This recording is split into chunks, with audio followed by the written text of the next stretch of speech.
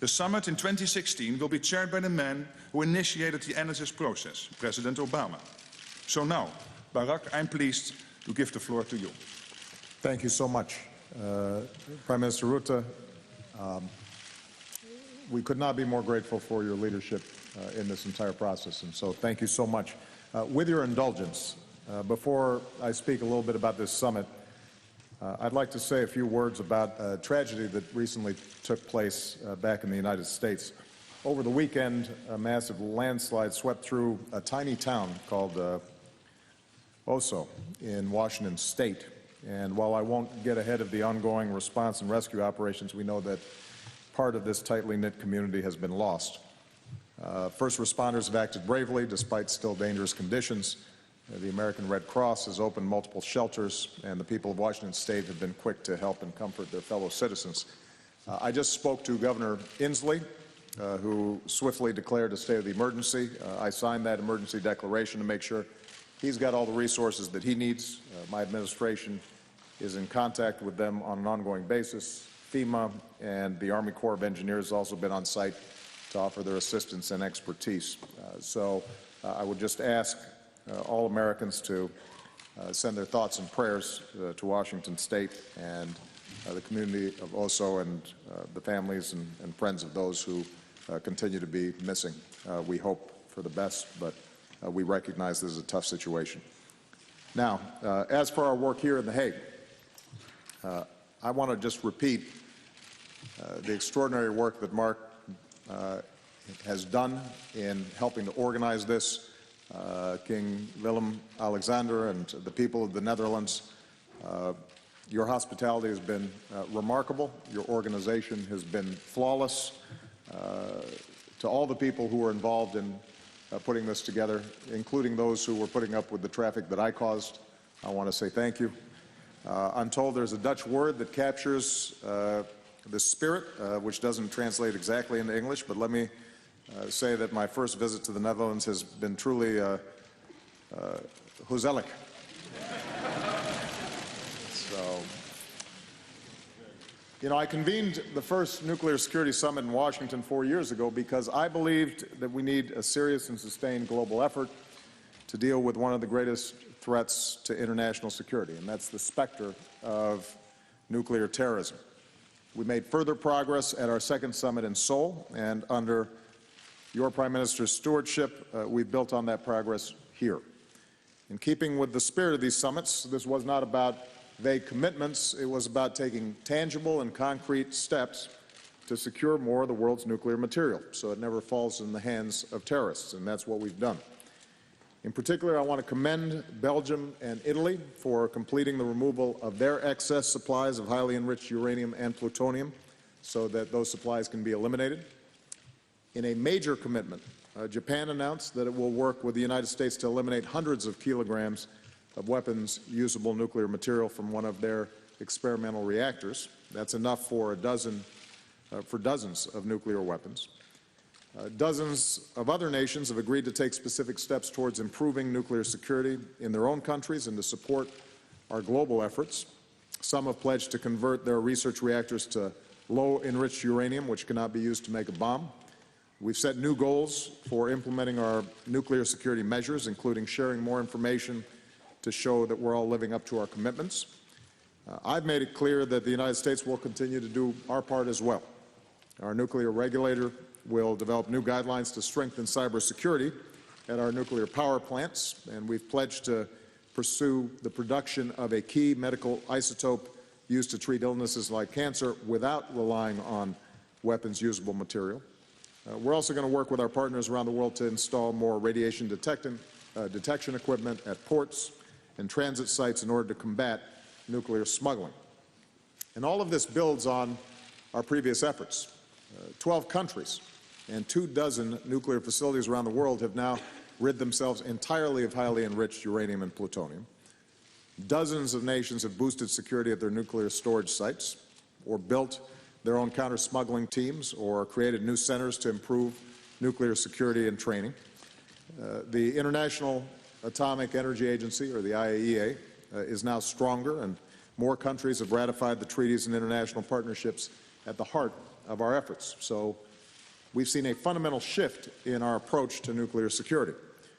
But as Mark indicated, we still have a lot more work to do to fulfill the ambitious goals we set 4 years ago, to fully secure all nuclear and radiological material, civilian and military, so that it can no longer pose a risk to any of our citizens. I believe this is essential to the security of the entire world, and given the catastrophic consequences of even a single attack, we cannot be complacent. I'll close by reminding everyone that one of the achievements of our first summit in 2010 was Ukraine's decision to remove all its highly enriched uranium from its nuclear fuel sites. Had that not happened, those dangerous nuclear materials would still be there now. And the difficult situation we're dealing with in Ukraine today would involve yet another level of concern. So it's a vivid reminder that the more of this material we can secure, the safer all of our countries will be. We've made progress. We've got more to do. We're going to continue our work, and I look forward to hosting the 4th Nuclear Security Summit in the United States in 2 years. So thank you again, Mark, and all your team, as well as the people of the Netherlands, for this outstanding summit. Thank you, Mr. President. We'll go straight to the questions now, and the first question will be Julie, please, Associated Press. Thank you, Mr. President. You've been criticized during this dispute with Russia as not understanding President Putin's motivations. As recently as last month, you and others in your administration said you thought Putin was reflecting or pausing his incursion into Crimea. Did you misread Putin's intentions, and what do you think his motivations are now? And if I could just quickly ask on NSA, when you spoke about the NSA review in January, you said you weren't sold on the option of having phone companies hold metadata, and you thought it raised additional privacy concerns. What has changed for you on that matter since that time, and do you think Congress will pass the legislation you're seeking? And Mr. Prime Minister, there are leaders in Europe who have concerns about the sector sanctions the President has proposed on Russia's economy. Do you think any of those leaders have had their concerns alleviated during their talks with the President over the past few days? Thank you. All right, let me see if I can remember all these.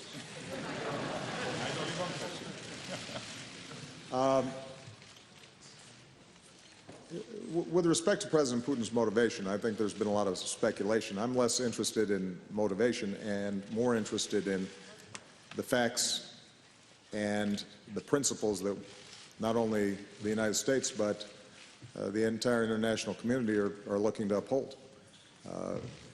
I don't think that any of us have been under any illusion that Russia has been very interested in controlling what happens to Ukraine. That's not new. That's been the case for years now.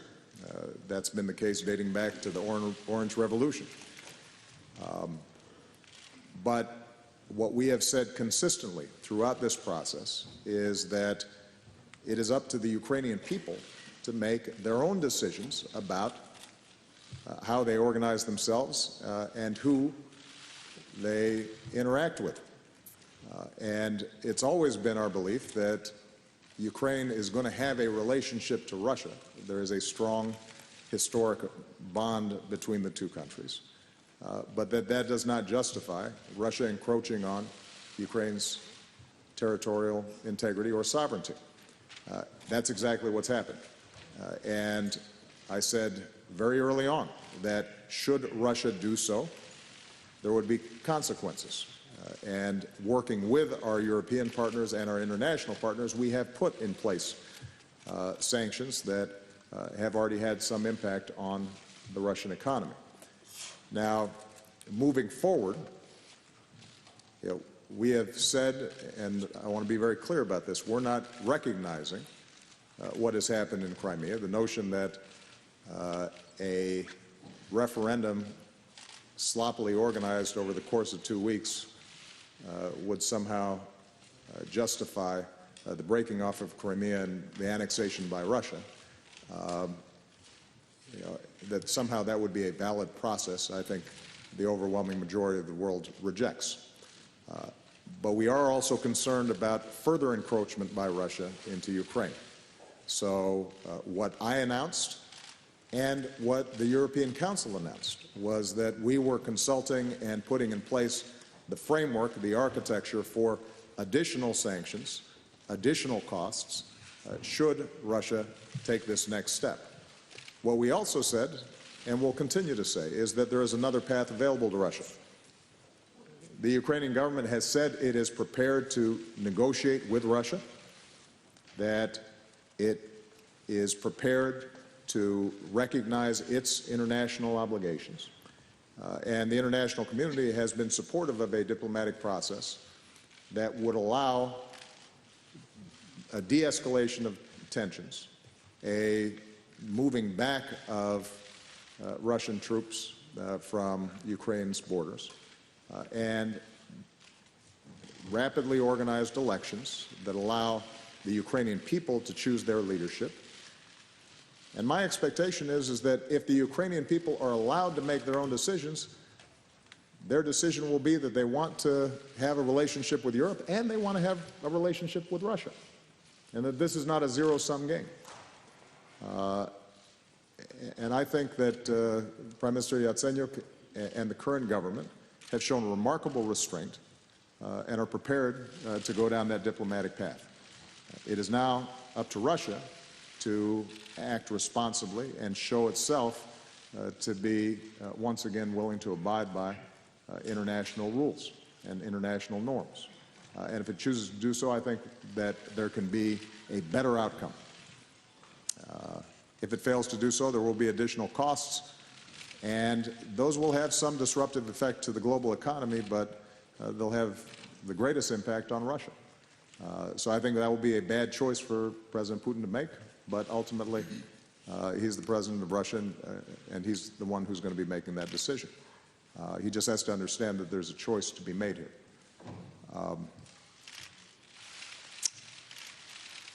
With respect, even though this was directed at Mark, I just want to address this issue of sectoral sanctions. So far, what we've done is we've put in place sanctions that impact individuals, restricts visas being issued to them, freezes their assets. We have identified one bank in particular in Russia that was well known to be the bank of choice for many of the persons who support and facilitate Russian officials from carrying out some of these activities. But what we've held off on are more broad-based sanctions that would impact entire sectors of the Russian economy. It has not just been my suggestion, but it has also been the European Council's suggestion that should Russia go further, such sectoral sanctions would be appropriate. And that would include areas potentially like energy or finance or arms sales or trade that exists between Europe and the United States and Russia. And what we're doing now is, at a very technical level, examining the impacts of each of these sanctions. Some particular sanctions would hurt some countries more than others. But all of us recognize that we have to stand up for a core principle that lies at the heart of the international order and that facilitated European Union and the incredible prosperity and peace that Europe has enjoyed now for decades.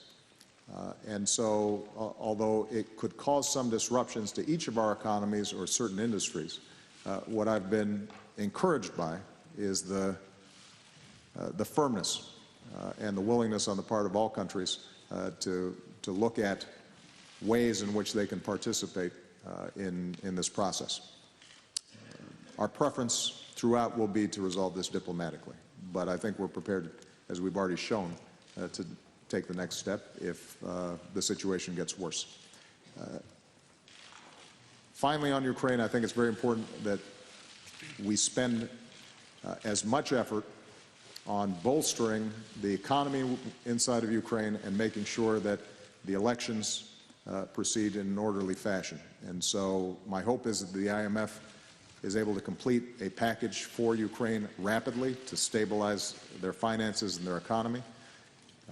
The OSCE, other international organizations are sending in observers and monitors, and we're providing technical assistance to make sure that the elections are free and fair.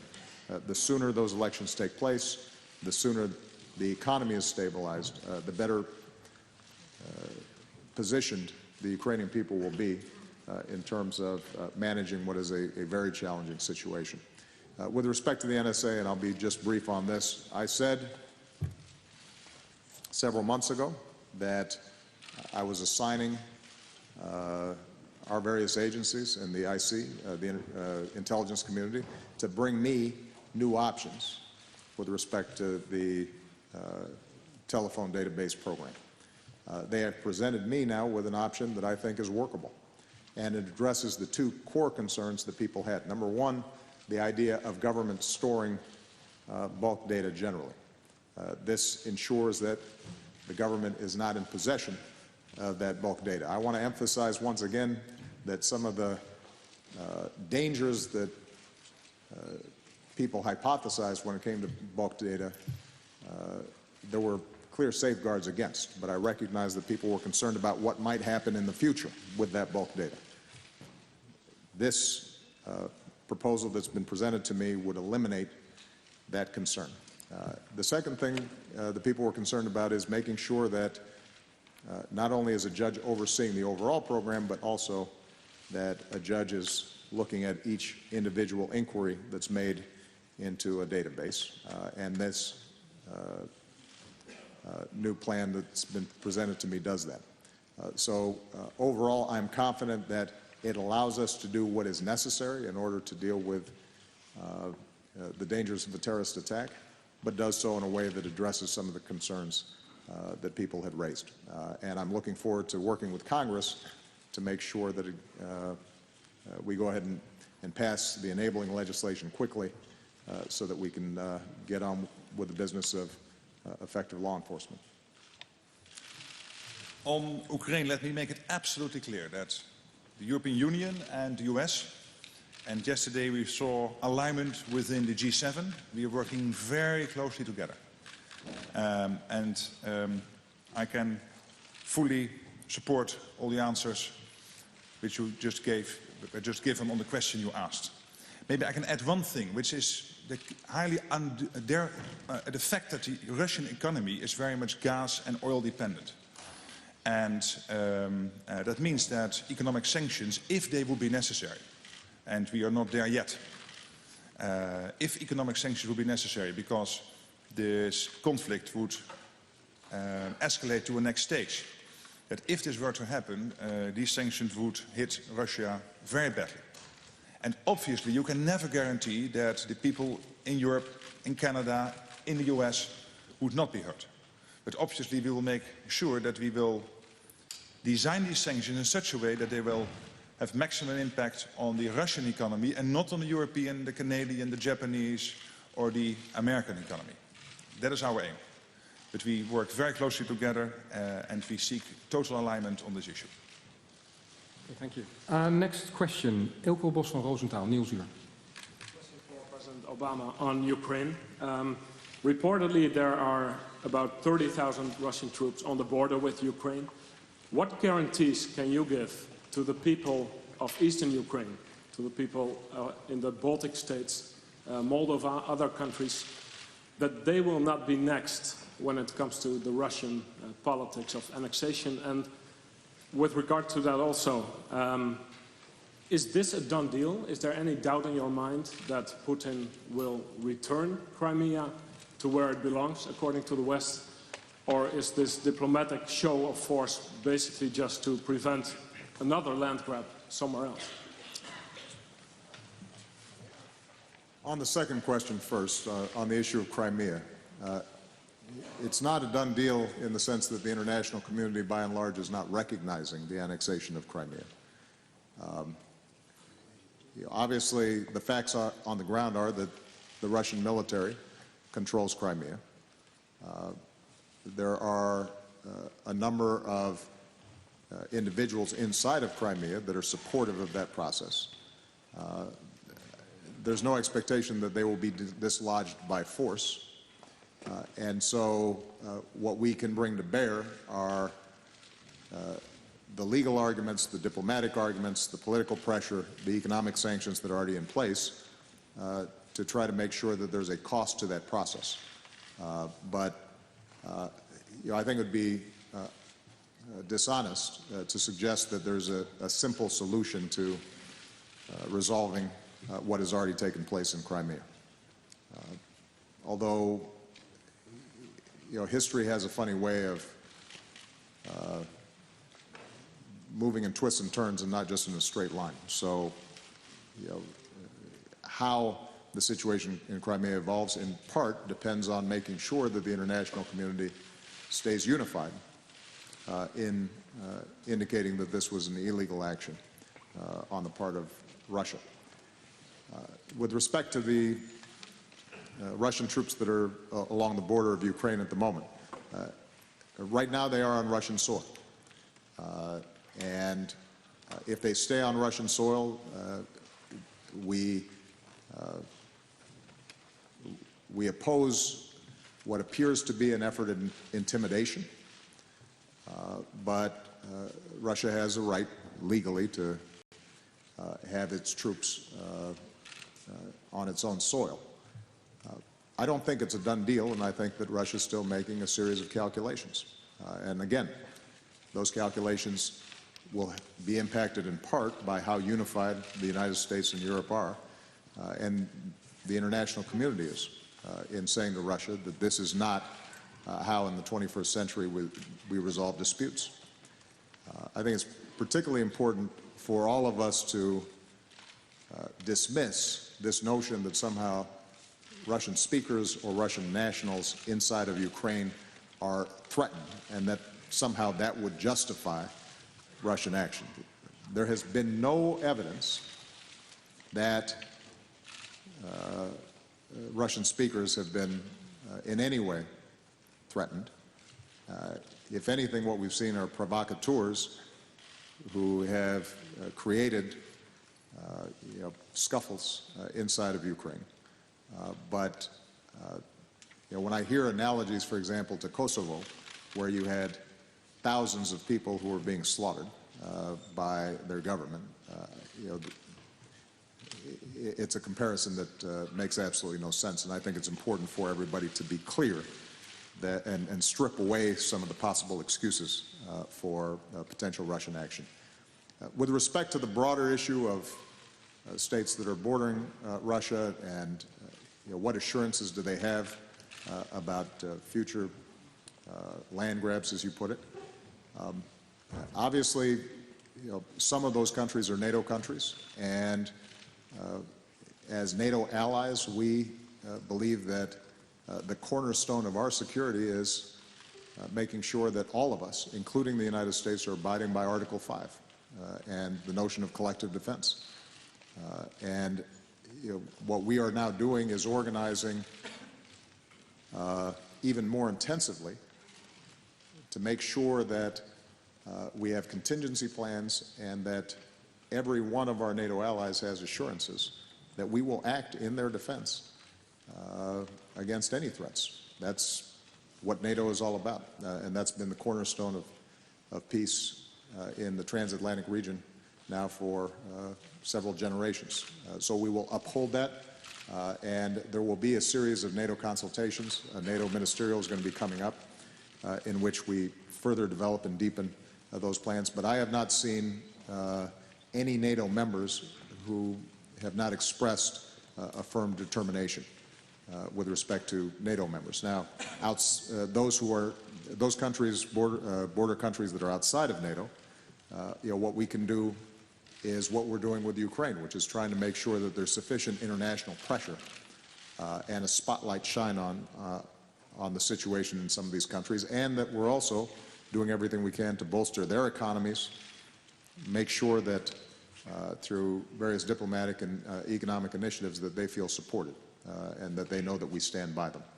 But when it comes to a potential military response, that is defined by NATO membership. That's what NATO's about. Jan Karl from ABC News. Mr. President, thank you. In China, in Syria, in Egypt, and now in Russia, we've seen you make strong statements, issue warnings that have been ignored. Are you concerned that America's influence in the world, your influence in the world, is on the decline? And in the light of recent developments, do you think Mitt Romney had a point when he said that Russia is America's biggest geopolitical foe? If not Russia, who? And Mr. Prime Minister, do you think these sanctions will change Vladimir Putin's calculation, will cause him to back down? And do you see there's a, where do you see a Russian red line where if they go any further, if they go into eastern Ukraine, into Moldova, where options beyond sanctions have to be considered? Thank you. Well, Jonathan, I think if the premise of the question is that whenever the United States objects to an action and other countries don't immediately do exactly what we want, that's been the norm, that would pretty much erase most of 20th century history. I think that there's a distinction between us being very clear about what we think is an appropriate action, what we stand for, what principles we believe in, versus what is, I guess, implied in the question, that we should engage in some sort of military action to prevent something. The truth of the matter is that the world's always been messy.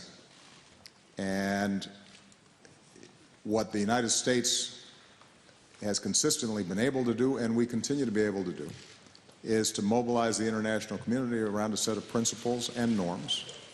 And where our own self-defense may not be involved, we may not act militarily. That does not mean that we don't steadily push against those forces that would violate those principles and ideals that we care about.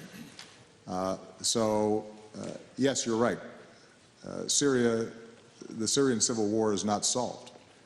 And yet, Syria has never been more isolated. With respect to the situation in Ukraine, we have not gone to war with Russia. I think there's a significant precedent to that in the past. That does not mean that Russia's not isolated. In fact, Russia's far more isolated in this instance than it was 5 years ago with respect to Georgia, and more isolated than it was certainly during most of the 20th century when it was part of the Soviet Union. The point is that there are always going to be bad things that happen around the world. And the United States, as the most powerful nation in the world, understandably is looked to for solutions to those problems. And what we have to make sure we're doing are that we are putting all elements of our power behind finding solutions, working with our international partners, standing up for those principles and ideals in a clear way.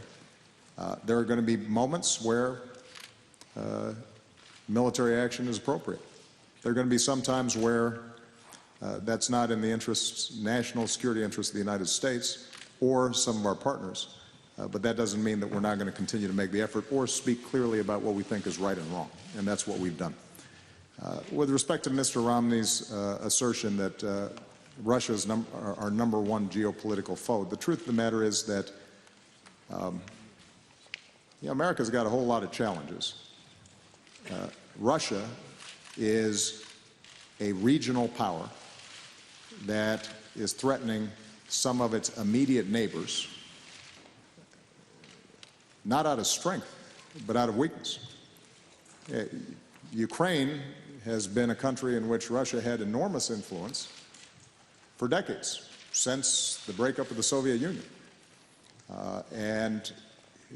We have considerable influence on our neighbors. We generally don't need to invade them in order to have a strong cooperative relationship with them. The fact that Russia felt compelled to go in militarily and lay bare these violations of international law indicates less influence, not more. And so my response then continues to be what I believe today, which is Russia's actions are a problem. They don't pose the #1 national security threat to the United States, I continue to be much more concerned when it comes to our security with the prospect of a nuclear weapon going off in Manhattan, which is part of the reason why the United States, showing its continued international leadership, has organized a forum over the last several years that's been able to help eliminate that threat in a consistent way. There is no geopolitical conflict which can be solved without the United States. And well, we're just going to break into the news conference there now. We're going to wrap up. We've heard President Obama hailing the achievements of the Nuclear Security Summit in The Hague and answering quite a few questions on the situation in Ukraine and relations with Russia, including US sanctions, which he said had already had an impact on the Russian economy. The President reiterated his rejection of the referendum, which ended with Russia's annexation of Crimea, and said we're also concerned about further encroachment by Russia into Ukraine. He urged a diplomatic solution to the problem and de-escalation. I will bring you more on the outcome of this nuclear security summit and some of the other issues that have been raised in our regular bulletins that will follow right here on Euronews. Who spoke with an Iranian leader, President Rouhani, was possible because of the interim accord, and it seems that it